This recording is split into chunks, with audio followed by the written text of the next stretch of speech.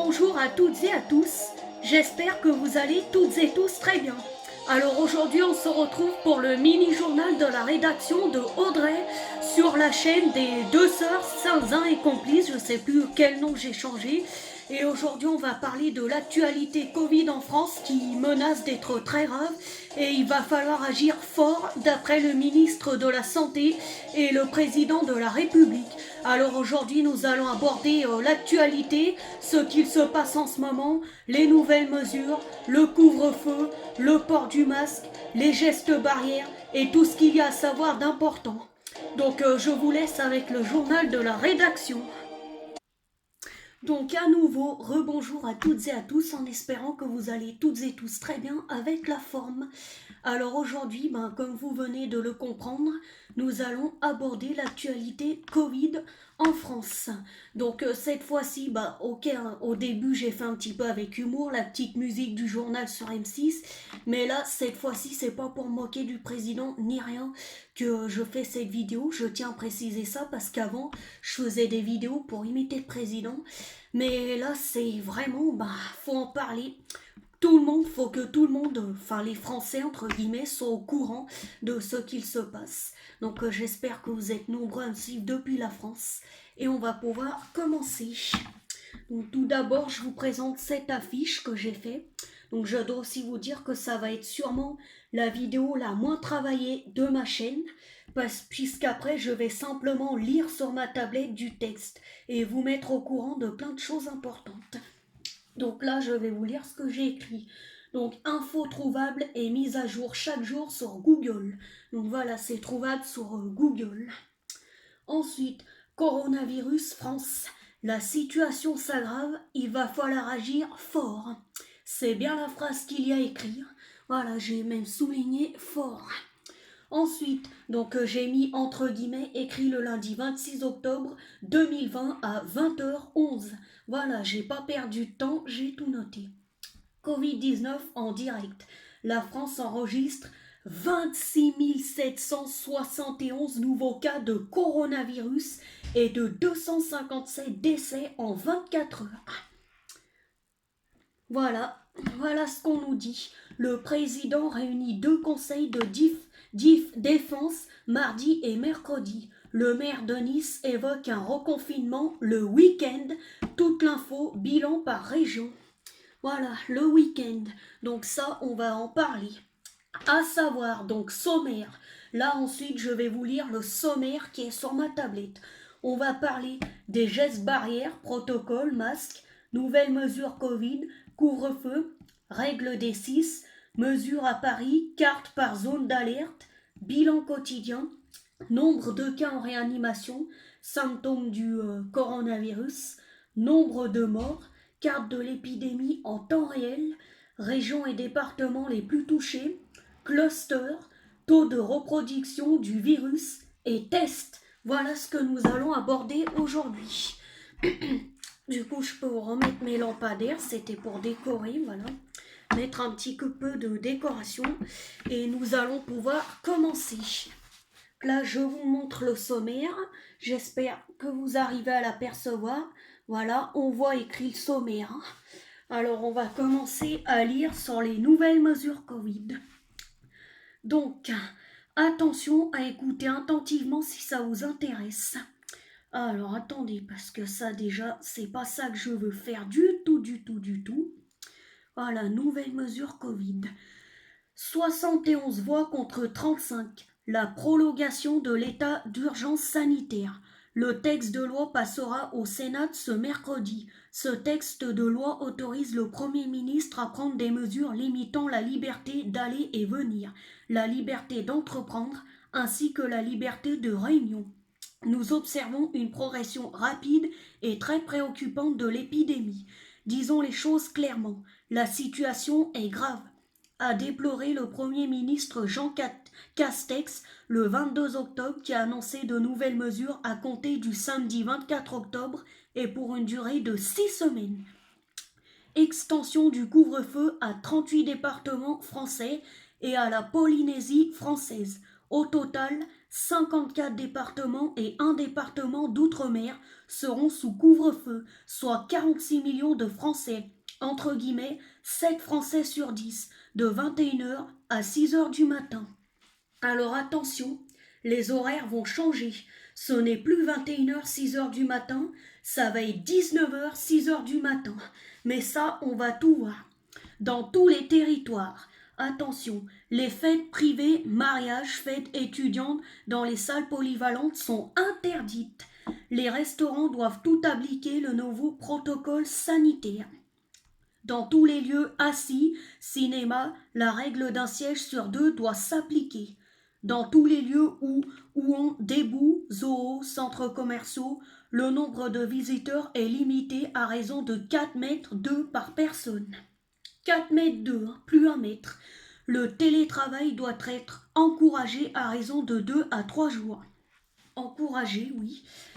Les hôtels sont autorisés à faire des room service après 21h, a expliqué le secrétariat d'État en charge du tourisme. Les établissements ont le droit de servir leurs clients tant que ces derniers ne sortent pas de leur chambre. Ensuite, couvre-feu, ville, heure, attestation de déplacement. Un couvre-feu est instauré dans 54 départements de France, annonce Jean Castex le 22 octobre lors d'une conférence de presse. Depuis le samedi 24 octobre pour 38 nouveaux départements et pour 6 semaines pour 46 millions de Français, il est interdit de sortir de chez soi dans ces zones de 21h à 6h du matin, sauf si on est muni d'une attestation. Les dérogations sont prévues pour des raisons de santé, des raisons professionnelles, aider un proche en situation de dépendance, des raisons de transport et sortir son animal de compagnie. Alors on peut sortir uniquement son chien, qu'on s'amuse pas à sortir son lapin, son chat ou un oiseau parce qu'alors là je peux vous dire que l'amende est sèche. 135 € d'amende et si vous faites prendre une deuxième fois c'est 1300 € d'amende je crois bien. Ouais donc je vous dis tout de suite c'est sec. Donc sur les nouvelles mesures Covid on en a lu pas mal, on va passer au couvre-feu. Donc c'est un peu pareil, mais bon, on va lire celui-ci. Couvre-feu, travail, sortie, dîner, vos droits de 21h à 6h, même si ça a changé, donc non, du coup je vais pas vraiment lire. Règle des 6, alors attention à écouter attentivement. Attentivement, voilà. Emmanuel Macron a également annoncé le 14 octobre que les rassemblements publics, privés et dans les restaurants ne doivent pas compter plus de 6 personnes, comme c'est aussi le cas chez nos voisins italiens depuis le 13 octobre sur Twitter. Le gouvernement détaille quand on reçoit des amis à dîner, quand on fête un anniversaire, quand on mange au restaurant, la règle c'est 6 maximum. Donc cette année, je pense que je vais être tranquille, les repas de Noël, cool, on va pas les faire. Ensuite, on en parle encore. Alors, quelles mesures à Paris? Donc Paris, pourquoi Paris? Parce que c'est la capitale française, tout simplement.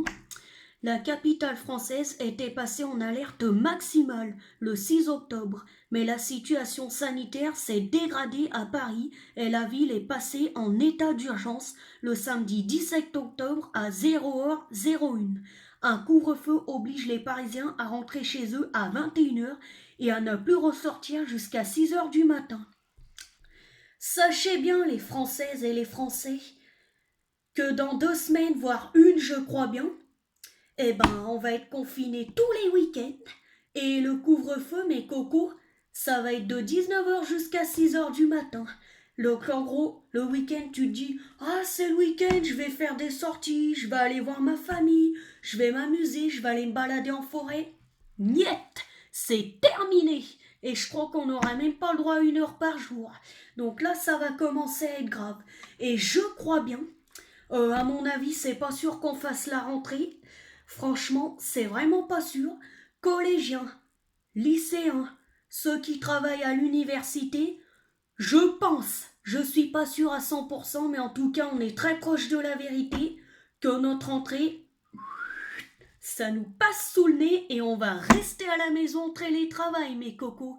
Donc je disais bien pour collège, lycée, université, les écoles primaires et les maternelles resteraient ouvertes. Par contre, Le port du masque sera obligatoire à l'âge de 6 ans. Si on fait notre entrée, il pourrait se produire des choses. C'est pas encore mis en place, mais il pourrait.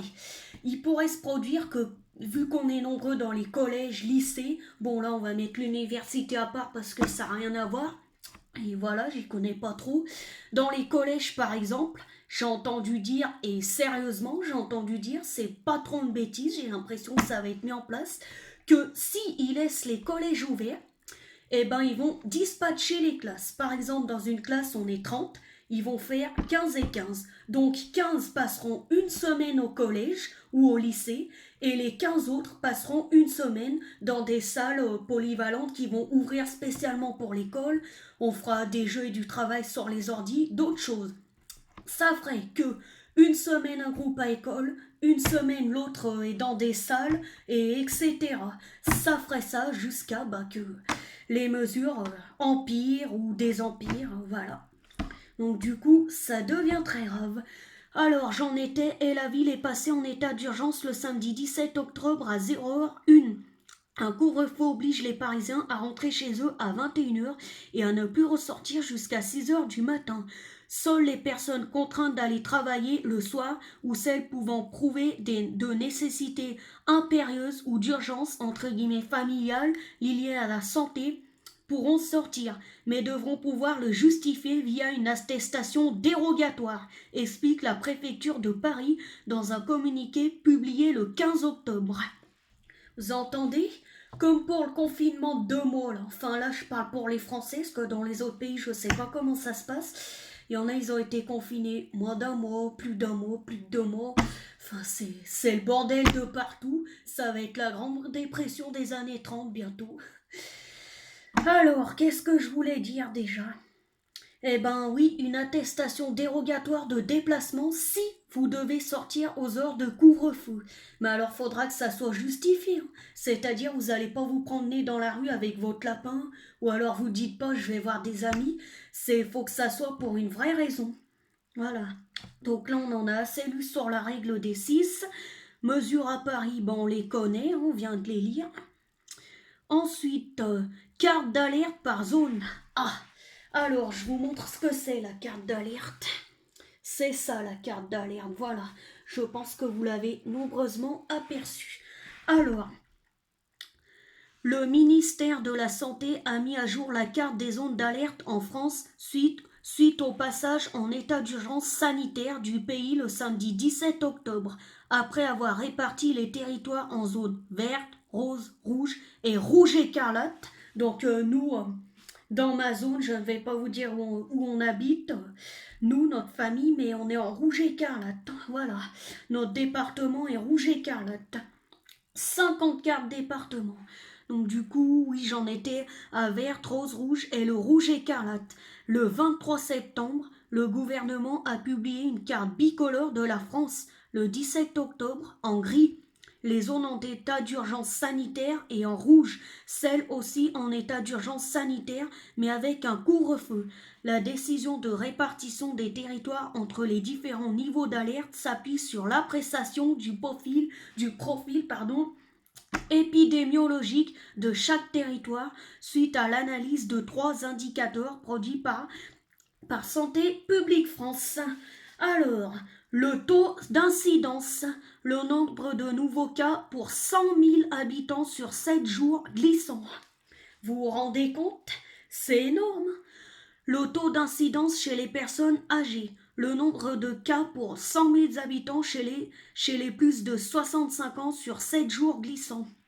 Ensuite, la part des patients Covid dans les réanimations, le nombre de patients Covid plus sur le nombre total des lits occupés en réanimation.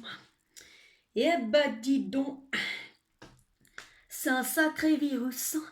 De toute façon, tant qu'ils n'auront pas trouvé un médoc ou un vaccin, c'est simple, on va pas s'en sortir.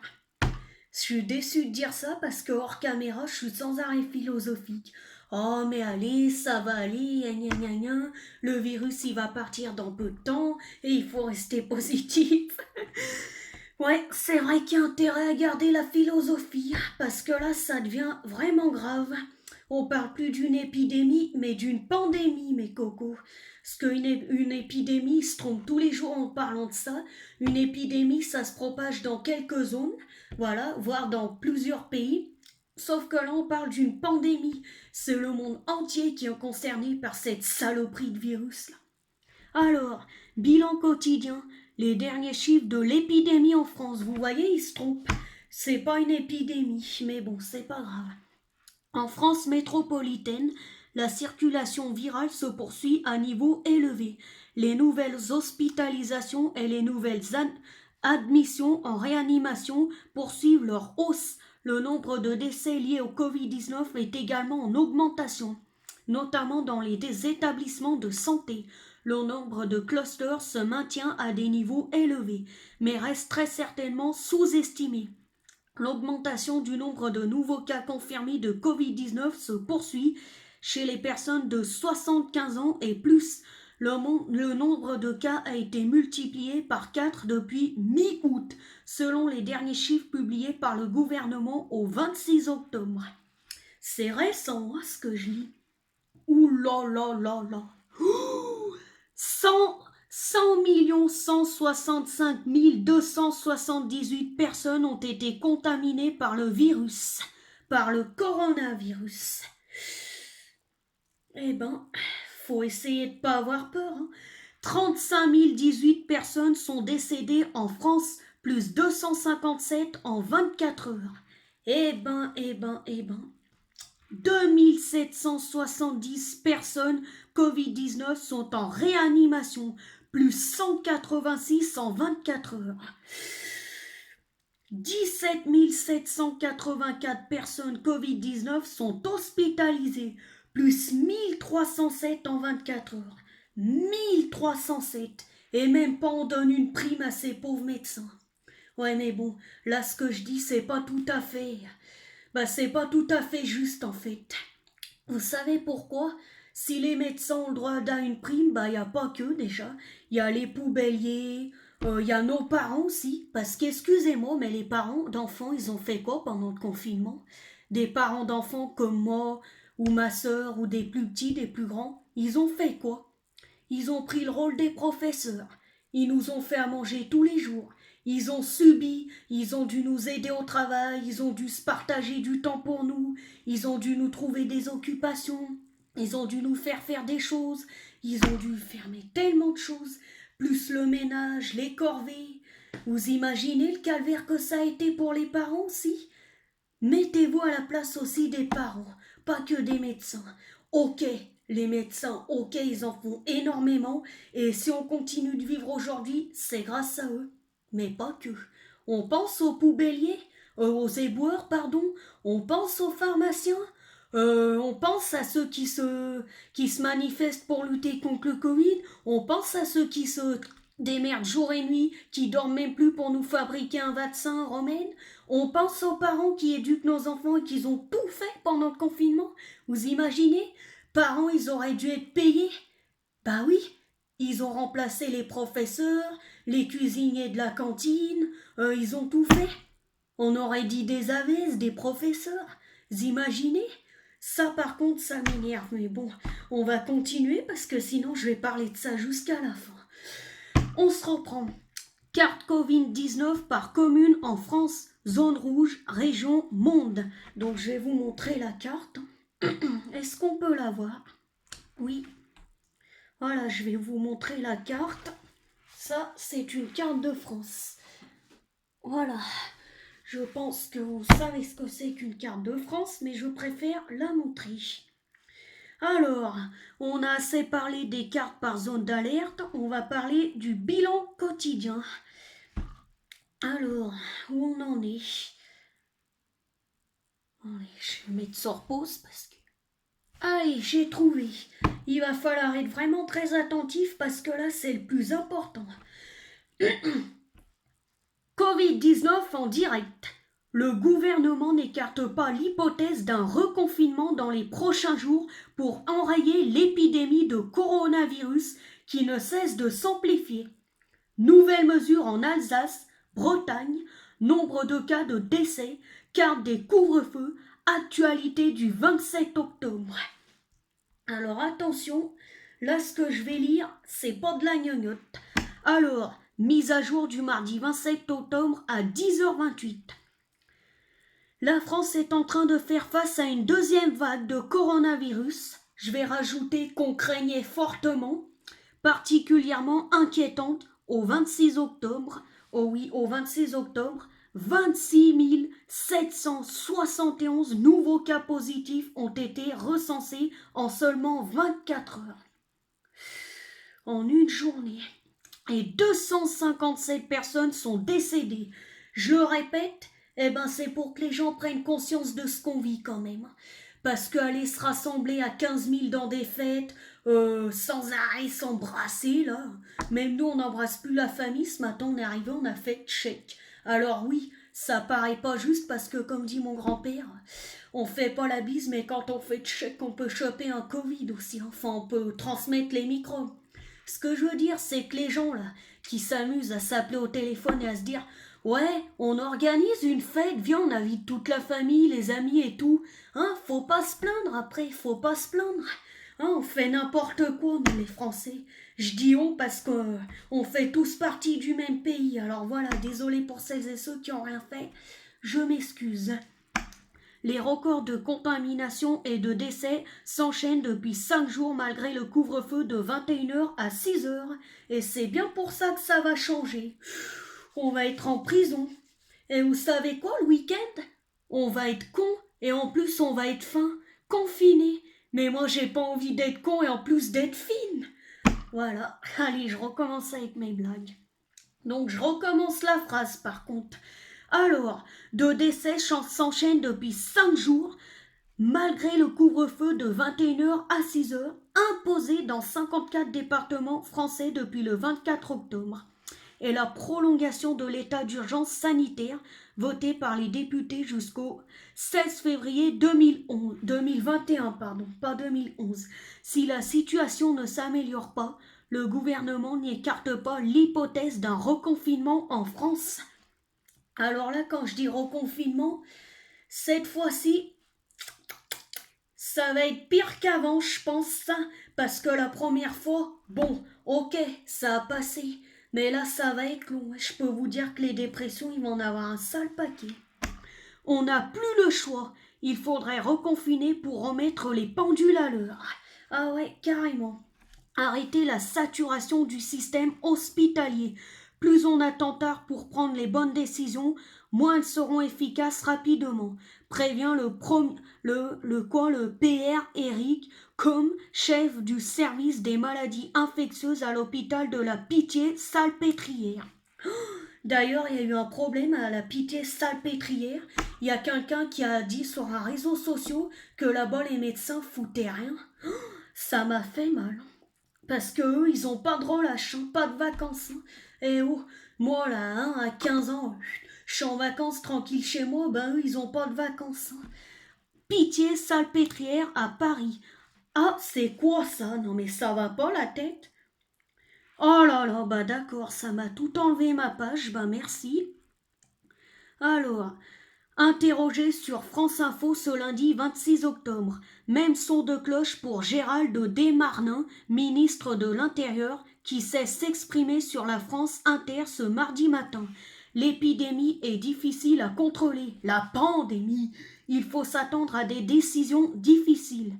Mais comme chez tous nos voisins, par ailleurs, les chiffres concernant les contaminations et les décès seraient par ailleurs sous-estimés selon le PR Jean-François Delfassi, président du conseil scientifique invité sur RTL ce lundi. Il y a probablement plus de 50 000 cas par jour. Le conseil scientifique estime que l'on est plutôt autour de 100 000 cas par jour. Indique-t-il le nombre de cas décès, personnes en réanimation, cluster, RAW en France, chiffres et infos du jour. Voilà, là après on a lu des trucs qui sont pas très cohérents avec le machin, mais c'est pas grave. Allez, on va revenir au sommaire.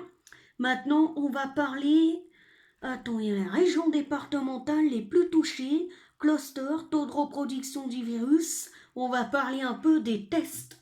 Alors c'est parti. Où se faire dépister du Covid-19? Alors je précise que ça sert strictement à rien d'aller se rassembler à 1000 devant une cabane où on peut se faire dépister sans masque. Ça sert à rien parce que là vous allez l'attraper le Covid. Deuxièmement, se faire tester n'est pas du tout un jeu.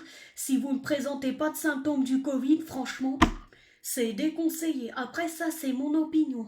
Faites comme vous voulez. Mais nous rentrer un coton-tige au fond du nez, là, comme ils font, ben on peut perdre l'odorat et ça peut avoir des conséquences au niveau de nos yeux et tout. Et ils nous le rendent jusqu'ici, le truc. Thibaut Inchep, le mec le plus fort de France qui s'est fait tester au Covid, hein, il avait les larmes à l'œil hein, quand il s'est fait mettre le machin. Donc c'est pas un jeu. Mais après, les gens, ils font comme ils veulent, voilà. Le nombre de personnes testées au Covid-19 augmente en France, à la fois chez les cas symptomatiques et chez les asymptomatiques. Les départements présentant les plus forts taux de dépistage sont le Nord, le Rhône, Paris-la-Loire et les Hauts-de-Seine. Accélérer le dépistage du coronavirus est en première ligne. J'en peux plus de cette pub. C'est une blague ou quoi? Ils vont mettre de la pub à chaque fois. Je vais pas y arriver à lire aujourd'hui.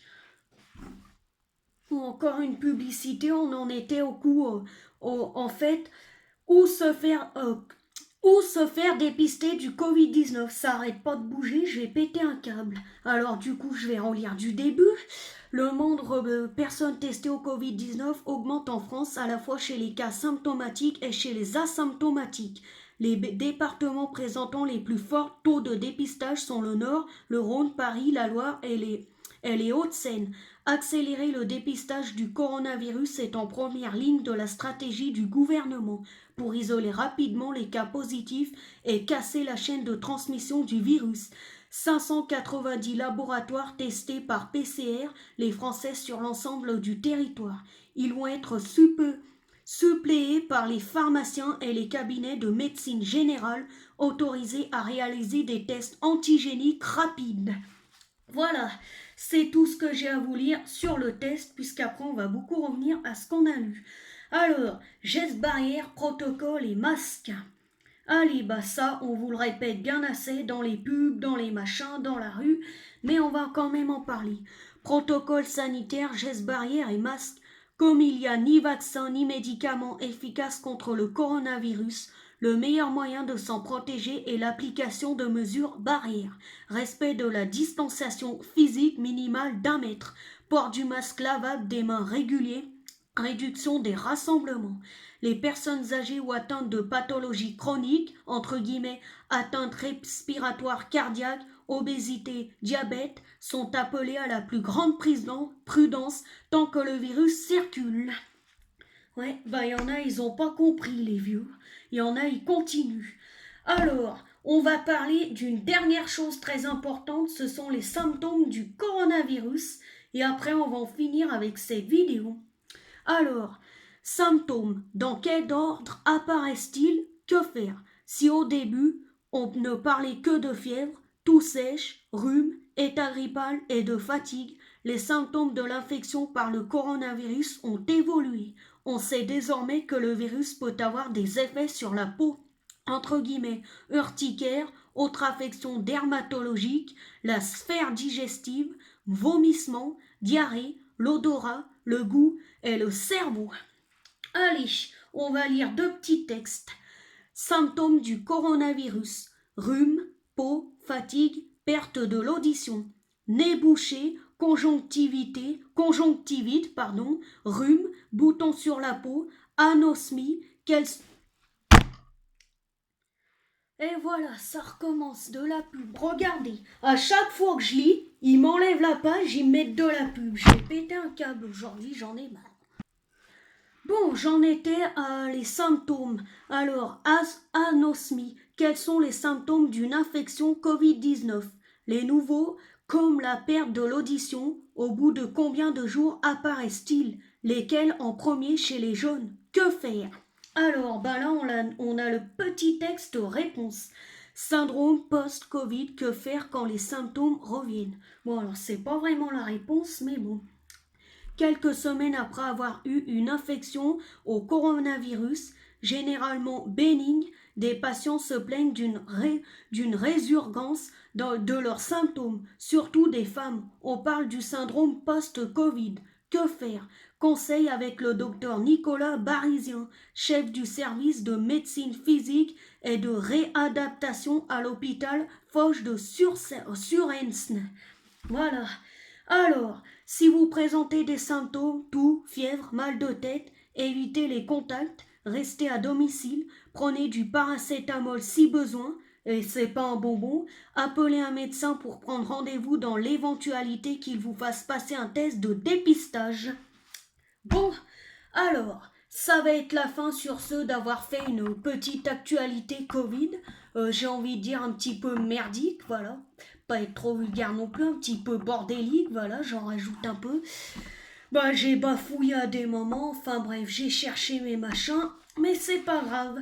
Alors, juste avant de finir la vidéo et en conclure, je vais vous donner la définition exacte de épidémie et pandémie pour être sûr que les gens comprennent. Définition épidémie. Voici la définition du mot épidémie, apparition et propagation d'une maladie infectieuse contagieuse qui frappe en même temps et en un même endroit un grand nombre de personnes, d'animaux, épizooties ou de plantes, épiphyties. Ouais, t'es sûr que c'est ça? Ouais, bref, c'est pas grave. Ensuite, définition pandémie. Voici la définition du mot pandémie, épidémie qui atteint un grand nombre de personnes dans une zone géographique très étendue, aussi endémie, épidémie. Ouais, alors pour en conclure, une épidémie ça se propage dans quelques endroits et une pandémie bah ça se propage un peu de partout. Voilà. Bon, et bien sûr, ça va être la fin de la vidéo. Si vous avez des questions, des choses que vous n'avez pas compris, des choses que vous voulez rajouter, des choses où vous n'êtes pas d'accord, des choses où j'ai peut-être pu me tromper, n'hésitez vraiment pas à me le dire en commentaire. Je réponds à tous mes commentaires tous les jours et je fais ça par passion et j'aime vraiment vous répondre.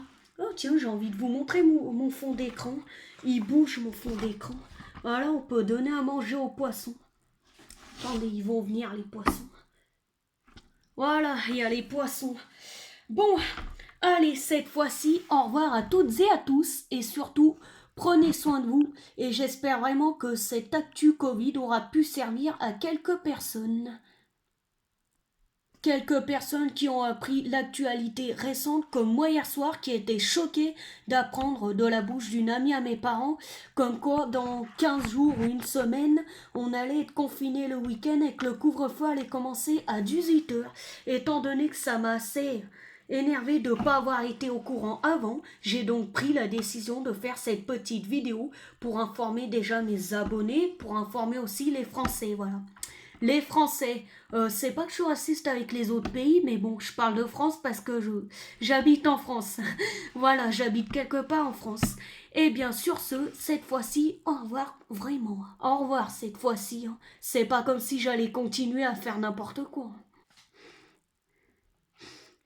Alors moi, je veux bien continuer à mettre un masque, mais je veux des essuie-glaces gratuits pour mes lunettes.